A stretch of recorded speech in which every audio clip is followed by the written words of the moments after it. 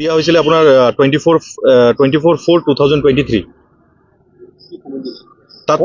comment কোনোবা নৰেশ বৰুৱা নামৰ মানুহে কোনোবাই কমেণ্ট দিছিলে তাত অমিত চক্ৰৱৰ্তীয়ে খালি হাঁহাৰ এটা ৰিয়েকশ্যন দিছিলে ফেচবুকত সামাজিক মাধ্যমত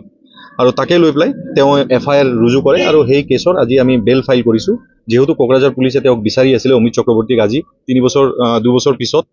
আৰু সেইকাৰণে আমি কোৰ্টত আমি বেল ফাইল কৰি পেলাই আজি কোৰ্টে বেল দিয়ে আৰু চাৰ্টেন কণ্ডিশ্যন দিয়া হয় আৰু তাকে কেছটো আপোনাৰ 3জন একিউজড আছিলে নৰেশ বৰুৱা অমিত চক্ৰৱৰ্তী আৰু আব্দুল সুদ্দৰ চৌধুৰী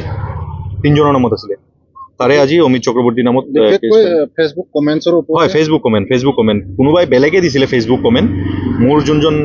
যাৰ কাৰণে মই বেল ফাইল কৰিলোঁ অমিত চক্ৰৱৰ্তী তেওঁ খালি ফেচবুকত ৰিয়েকশ্যন এটা দিছিলে হাঁহিৰ তেওঁ কোনো ধৰণৰ কমেণ্ট দিয়া নাছিলে খালি হাঁহিৰ এটা ৰিয়েকশ্যন দিছিলে আৰু এই নৰেশ বৰুৱাৰ কমেণ্টত তাকে লৈ পেলাই কেছ ৰুজু হয় আৰু আজি বেল ফাইল কৰা হ'ল 2023ৰ কথা মোৰ এতিয়া মনতে নাই এতিয়া দাদা আপুনিও চাগে ফেচবুক কৰে আপোনালোকে চবে চাগে ফেচবুকত 2023ত আপুনিও কিমান জেগাত কমেণ্ট কৰিছে কিমান জেগাত লাইক কৰিছে আপোনাৰো চাগে মনত নাই মোৰো মনত নাই মই জাষ্ট ইমানটো FIR চাই পেলাই মই গম পালোঁ যে মই এটা হাঁহ ৰিয়েক্ট কৰিছিলোঁ সেইটোৰ পৰাই মানে মোৰ নামত কেছ দিছে হা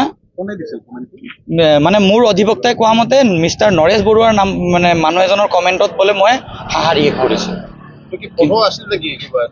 মই একো মনত নাই 2023ৰ কথা 2023ত যদি কেছটো হ'লে হয় তেতিয়াহ'লে বেলেগ কথা 2023ত আৰু মই কমেণ্ট কৰাই নাই কমেণ্টটো মই কৰা নাই মই জাষ্ট বেলেগ এজনৰ কমেণ্টত মই ইমজি এটা দিছোঁ আৰু ইমজিও মই দিয়া নাই মই জাষ্ট কমেণ্টটোত এই যে লাইক অপশ্যনত যে এটা আপোনাৰ